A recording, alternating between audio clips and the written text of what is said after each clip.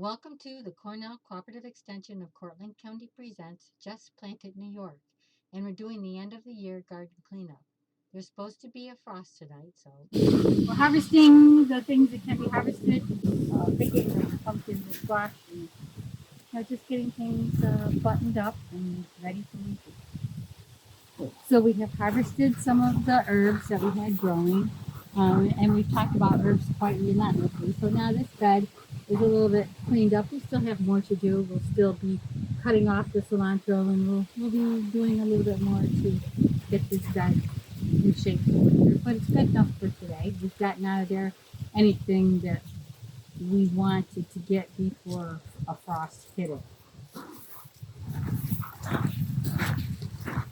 This bed's going to be pretty much the same way. We didn't harvest a whole bunch out of here. The beans are spent. You can see that we're just getting ready to pull the pepper plants out. We thought we did some trimming off of them, but wanted to show, like, here's one that's growing. And Cracker's with us again today. You've heard her and seen her in other videos.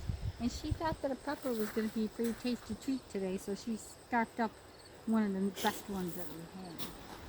And just fun. So here's the lamb's quarter. That's a weed that's edible, and we've let them go to seed. So I'll probably have lamb's quarters all over the place next year, and that's fine. But look how pretty the zinnias are. They're doing quite well. And the dill is well past its prime. We'll probably shake some of these seeds down so that hopefully they'll come up next year like they do.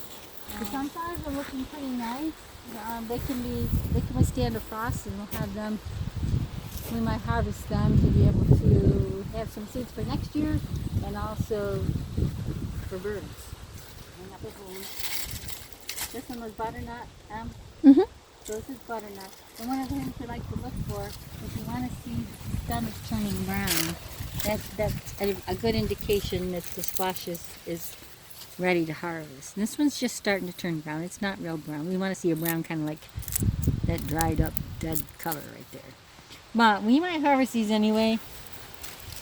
They're pretty close, and we don't want to leave them up here. Camp Owahta's a little high. We might not get that heavy frost, but then again, with the wind blowing, it could do damage. Blowing cold air is more damaging than the still frost. So, and you can see, if we look, we see other squashes around here, but up on top of the trellis over there, look at that pumpkin growing there.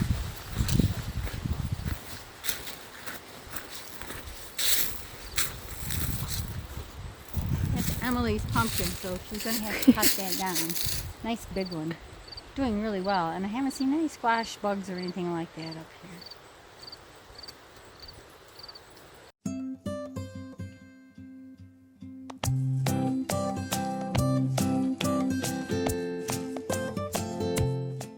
So we're doing a little demonstration on how to harvest the seeds out of a pumpkin and roast them and have them as a snack.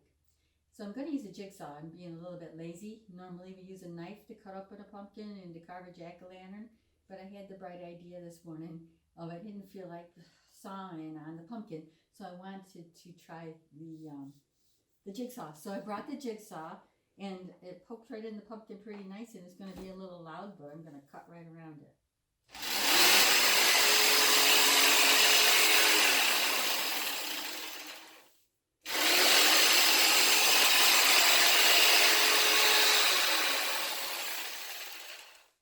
Man, that's fast.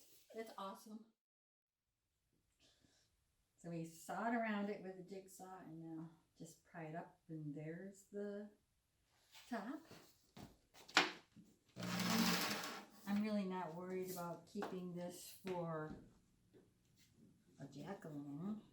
You probably want to make sure you have a nice orange pumpkin so that the seeds are ready to be harvested out.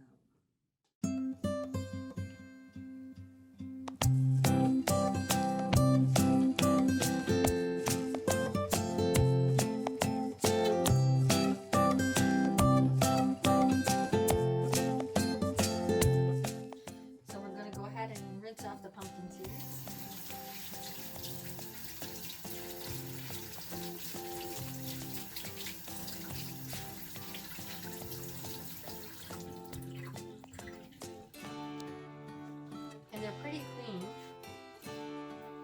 there is a little bit of the pumpkin still on them, that's fine. That's going to be good to eat. It's going to be nutritious and good to eat. There's just a little bit perhaps left on them. But these are ready. I'm going to pat them dry with a towel and put them on a cookie sheet. And that's what we're going to show next.